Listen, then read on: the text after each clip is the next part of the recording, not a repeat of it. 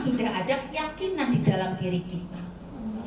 Faktor keselamatan, faktor kesehatan ini merupakan keyakinan, gitu ya.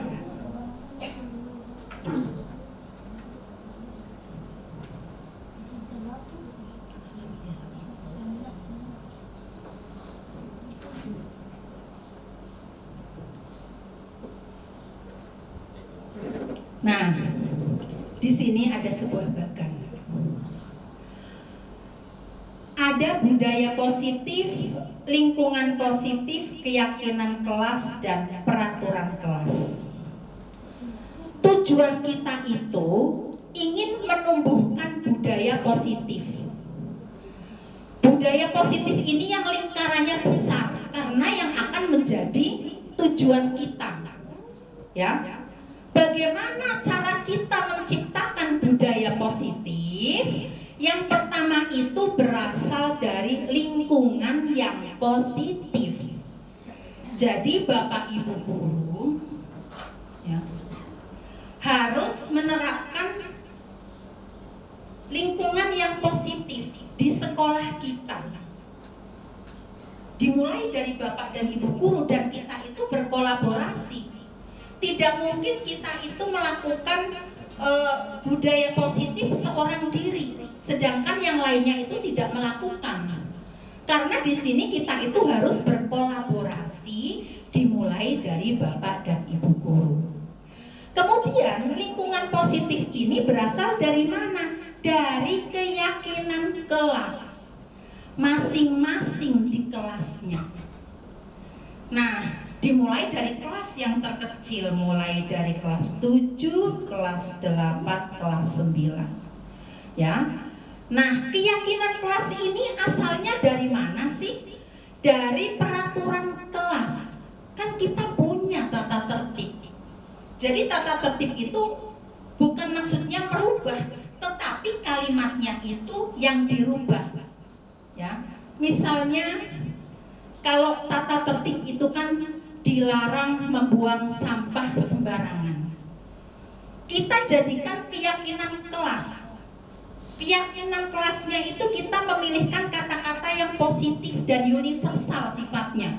Berarti dirubah menjadi dari dilarang membuang sampah sembarangan, jadi misalnya menjaga kebersihan.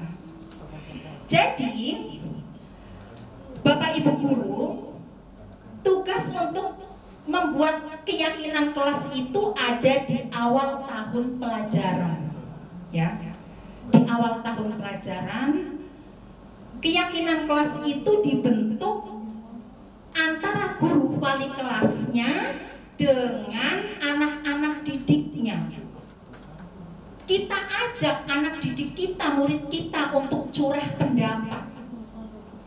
Kita akan membentuk keyakinan kelas nih. Kalian itu punya ide apa? Dari ide-ide anak-anak kita itu kita tampung.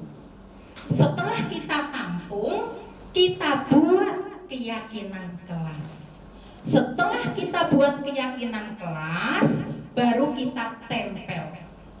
Nah, keyakinan-keyakinan kelas itu harus diingat oleh anak didik kita. Misalnya keyakinan kelas kita ada 7 atau ada 5. Anak-anak itu harus mengingat keyakinan kelasnya masing-masing. Ya. Jadi cara membentuk keyakinan kelasnya seperti itu, ya. Di awal tahun pelajaran baru nanti kita bersama-sama melakukan antara wali kelas dengan anak binaannya, ya. Nah, dari mana keyakinan kelas? Dari peraturan kelas, ya, dari tata tertib. Dari tata tertib itulah kita bentuk keyakinan kelas, ya. Kalau keyakinan kelas itu sudah terbentuk dan anak-anak meyakininya, itu akan memunculkan budaya positif. Karena budaya positif itu asalnya dari sini, ya. Peraturan kelas dirubah menjadi keyakinan kelas, kemudian Bapak Ibu guru, ya, kemudian seluruh warga sekolah menampilkan lingkungan yang positif di lingkungan sekolah, akan menjadi budaya yang positif.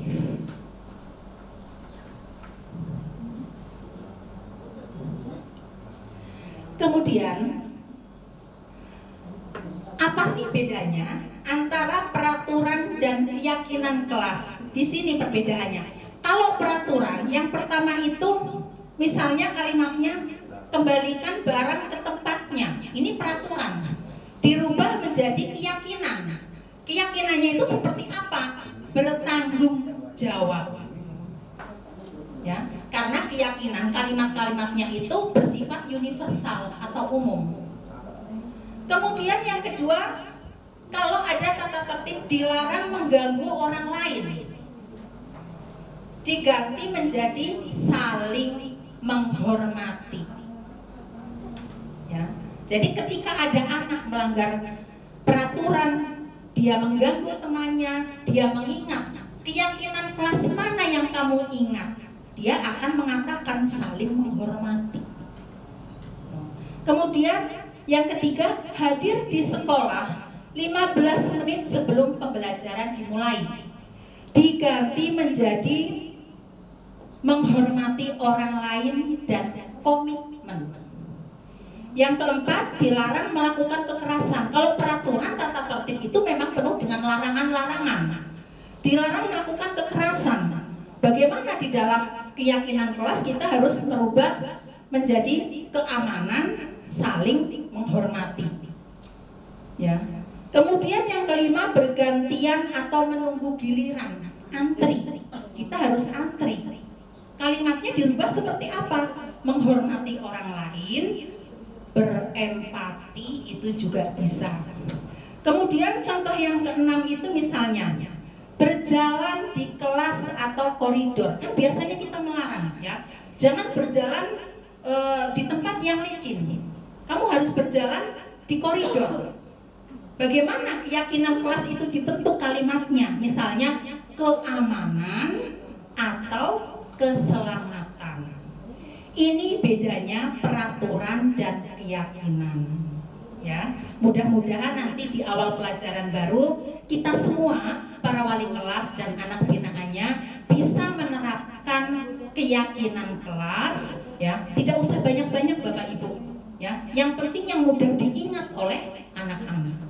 Dan keyakinan kelas ini, ya, hasil dari curah pendapat antara anak dan guru. Setiap anak bebas untuk berpendapat. Kita tampung, kemudian kita buat keyakinan kelas. Kemudian, nah ini dia, dihukum oleh penghargaan. Barangkali kita semua juga pernah melakukannya ya Bapak Ibu. Kenapa dihukum oleh penghargaan? Saat kita berulang kali menjanjikan hadiah kepada anak-anak agar berperilaku bertanggung jawab, atau kepada seorang murid agar mempelajari sesuatu yang baru, atau kepada seorang karyawan agar melakukan pekerjaan yang berkualitas, kita sedang berasumsi mereka tidak dapat melakukannya atau mereka tidak akan memilih untuk melakukannya. Ini kata Alfie Kohn. Ya. Kembali ke keyakinan, ke dihukum oleh penghargaan. Kenapa sih kita itu saat ini ya tidak disarankan untuk memberikan penghargaan? Kalau penghargaan itu kan bentuknya bisa dengan ujian, bisa dengan barang-barang atau apalah, ya. Misalnya kita memberikan penghargaan kepada murid kita, makanya kan di kurikulum Merdeka ini dari kurikulum 13 itu juga tidak ada rankingnya Bapak Ibu ya. Ya, di kurikulum Merdeka juga tidak ada ranking. Kenapa? Yang pertama itu bahwa penghargaan itu bisa berpengaruh jangka pendek dan jangka panjang. Ini yang pertama nih. Penghargaan efektif jika kita menginginkan seseorang melakukan sesuatu yang kita inginkan dalam jangka waktu yang pendek. Ya. Yang kedua, jika kita menggunakan penghargaan lagi dan lagi, maka orang tersebut akan bergantung pada penghargaan yang diberikan sehingga kehilangan motivasi dari dalam. Karena yang diharapkan adalah motivasi ekstrinsik. Motivasi intrinsiknya itu belum muncul. Kemudian jika kita mendapatkan penghargaan untuk melakukan sesuatu yang baik, maka selain kita senantiasa berharap mendapatkan penghargaan tersebut lagi, kita pun menjadi tidak menyadari tindakan baik yang kita lakukan. Kalau misalnya, siapa di antara kalian yang hafal surat Al-Ikhlas, nanti ibu kasih permen. Dia hafal karena untuk mendapatkan penghargaan, yaitu permen. Dia jadi tidak menyadari kebiasaan-kebiasaan baik yang ada di dalam dirinya. Jadi motivasi intrinsiknya itu tidak muncul. Itu ya. Yang kedua,